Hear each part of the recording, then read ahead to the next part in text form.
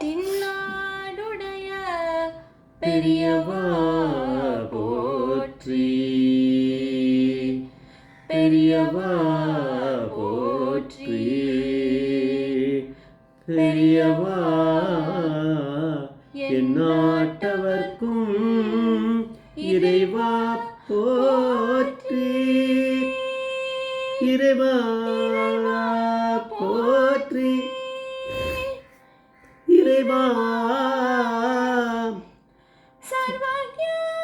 சர்வவியாபி மகா பெரியவா சரணம், மகா பெரியவா சரணம், சர்வஜா சர்வவியாபி மகா பெரியவா சரணம், மாய பிறப்பருக்கும் மகா பெரியவா போற்றி, மாய பிறப்பருக்கும் மகா பெரியவா போற்றி. அபார கருணா சிந்தும் ஞானதம் சாந்திருப்பணம் ஸ்ரீ சந்திரசேகர குரும் பிரணமாமதானம் கலியுதேவம் காஞ்சிமந்தி யூடியூப் சேனல் பிரத்யேகமாக மகாபெரியோட பக்தர்களுக்கு ஏற்பட்டு கொண்டிருக்கும் அனுபவங்களை ஒவ்வொரு நாளும் ஒரு அனுபவம். அதுக்கு ஒரு தலைப்பு, இன்னைக்கு அனுபவத்தோட தலைப்பு பெரியவா பண்ணின ஆக்ஷன் ரீப்ளே, பெரியவா பண்ணின ஆக்ஷன் ரீப்ளே. இந்த சேனலை இது வரைக்கும் சப்ஸ்கிரைப் பண்ணாலும் பண்ணுங்க, தினமே பாருங்கள்.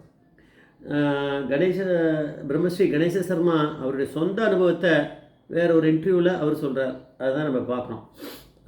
கணேச சர்மா வந்து டேஃபேயில் உத்தியோகத்தில் இருந்தார்,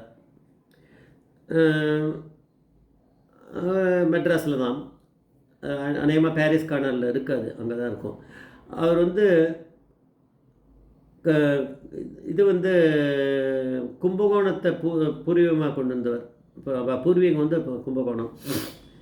இவள் வந்து இப்போ மெட்ராஸில் இருக்கா. மெட்ராஸில் எங்கன்னா முண்டகண்ணியம்மன் கோயில் தெரு மயிலாப்பூர், அதில் வந்து இவள் வீடு கணேஷி சர்மாவுக்கு இருக்கா. ஒரு நாளில் பிரம்மஸ்ரீ தினகர சர்மா இவள் வீட்டுக்கு வந்தாராம். அவள் இவாளுக்கு சொந்தக்காராளாம் சொல்கிறார். வந்தார். அவர் வந்தவர் வந்து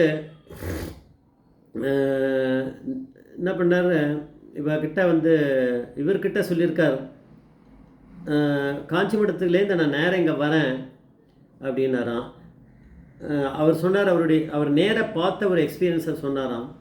ஒரு கழவர் வந்தார், இதெல்லாம் பிரம்மஸ்ரீ தினகர சர்மா சொன்னது அவர்கிட்ட. ஒரு கழவர் வந்தார், மாப்பெரிவாளுக்கு அவருடைய பழைய ஃப்ரெண்டாக அவர், ரொம்ப காலத்து சின்ன குழந்தைய பெரியவா வந்து சின்ன பாலகனாக இருந்தபோது அவர் இருந்திருக்கார் ஃப்ரெண்டாக.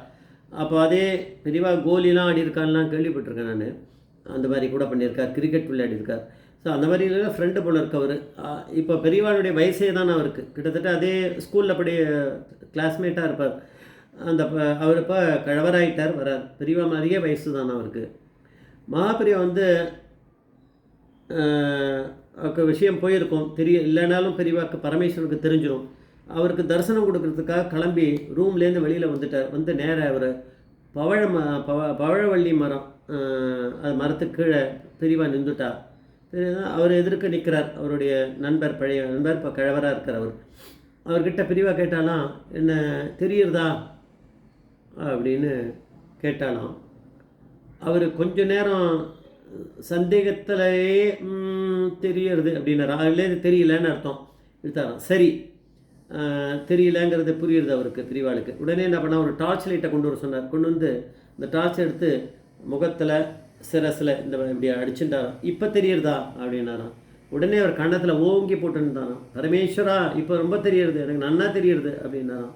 ஆனந்தமாக அழுதாராம், கீழே வந்து நமஸ்காரம் பண்ணாராம், கத்தினாராம், பரமேஸ்வரா நன்னா தெரியுறது அப்படின்னு. ஒருவேளை அந்த டயத்தில் பரமேஸ்வரனா காட்சி கொடுத்தாலும் கொடுத்துருக்கலாம், நம்மளுக்கு தெரியாது பெரியவா வந்து எப்படி பண்ணியிருப்பான்னு.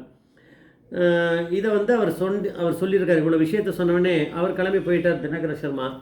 இவருக்கு கணேச சர்மாவுக்கு வந்து நினச்சிண்டாராம், இதெல்லாம்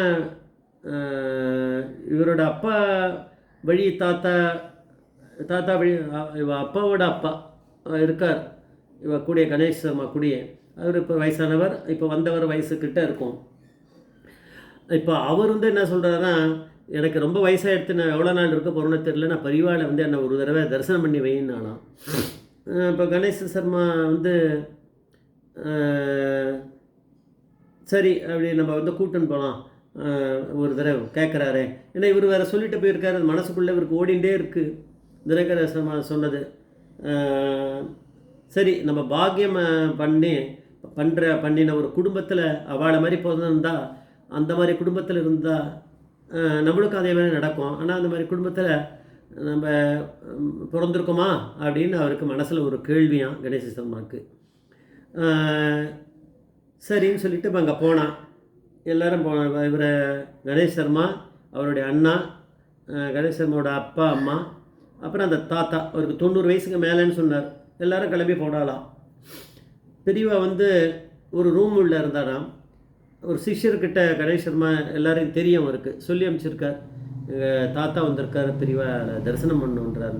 அவர் போய் உள்ளே போய் சொன்னார் கூட இருக்குது. அதனால் பெரியவா வெளியில் வந்துட்டார். வெளியில் வந்தவுடனே நேராக என்ன பண்ணார், நேராக அந்த பழமல்லி மரத்துக்கு கீழே போய் நின்றுட்டார் பெரியவா. வந்துட்டு அதே கேள்வி பெரியவா கேட்டார் இந்த இவருக்கு. அப்போ வந்து சொல்லிட்டார் பெரியவா, அவர் அந்த வயசானவர் அந்த இவர் கூட யாராவது ஒத்துரு தான் வரணும், மீதி பேர்லாம் வேண்டானாலும். அதனால் அவள் அப்பாவை அமுச்சுட்டா. அப்போ அப்பா சொன்னதை தான் இவர் இப்போ சொல்கிறார், கணேஷ் சர்மாவோட அப்பா. ஸோ அவள் அப்பா அவருடைய தந்தையை அவர் கூட்டின்னு போயிருக்கார், அதான் வயசானவர் தாத்தா. அப்போ பெரியவா வந்து அதே மாதிரி கேட்டிருக்கார். அப்படி போய் நின்றுட்டு என்ன தெரியறதான்னு கேட்டவுடனே சந்தேகமாக அவருக்கு தெரியறது அப்படின்னாராம். சார் தெரியலன்னு புரிஞ்சுன்ட்டார். பெரிய வந்து அதே மாதிரி டார்ச்சை கொண்டு வர சொல்லிட்டு சிரஸில் முகத்தெல்லாம் அடிச்சுட்டே இப்போ தெரியறதா அப்படின்னு கேட்டாலாம். எப்படிதான்னா ஒரே அவருக்கு இது பெரியவா பரமேஸ்வரா கணத்தில் போட்டு அவர் வந்து இது பண்ணாராம். அதை கேட்டுட்டு அதுக்கப்புறம் இவாளெலாம் ஓடி வந்துட்டா. எல்லோரும் வந்து எல்லாருமே வந்து எல்லாருமே மொத்தமாக அண்ணா அப்பா அம்மா எல்லாருமே வந்து நமஸ்காரம் பண்ணாலாம். பண்ணிட்டு அவர் வந்து அப்போ அங்கே உள்ளே இருக்கும்போது இவர் வேறு திருப்பி நினச்சிருக்கார், ஆமாம் பழமல்லி மரத்துக்கு கீழே போயாச்சு நம்ம தாத்தா. ஆனால் அவள் முன்னாடி வந்து தினகர சர்மா சொன்னா அவளாம் பாக்கியம் பண்ண ஒரு குடும்பம், நம்ம தெரியல நம்ம தாத்தாக்கு இப்படிலாம் ஒன்று கிடைக்குமா, நம்ம அந்த மாதிரி குடும்பமா அப்படின்னு அவருக்கு யோசனை இருந்ததான். பெரியவா அதே பண்ணி காமிச்சிருக்கார். அதனால் இவெல்லாம் கிளம்பி ஒரு வேனில் போனேன்னு சொன்னான். பெரியவா பண்ணின ஆக்ஷன் ரீப்ளே அப்படின்னு அவர் சொல்கிறார். அதே தான் நான் டைட்டிலாக வச்சுருக்கேன். ஜெய் ஜெய்சங்கர் ஹரிசங்கர் மகாபிரிய பாதேச்சர்.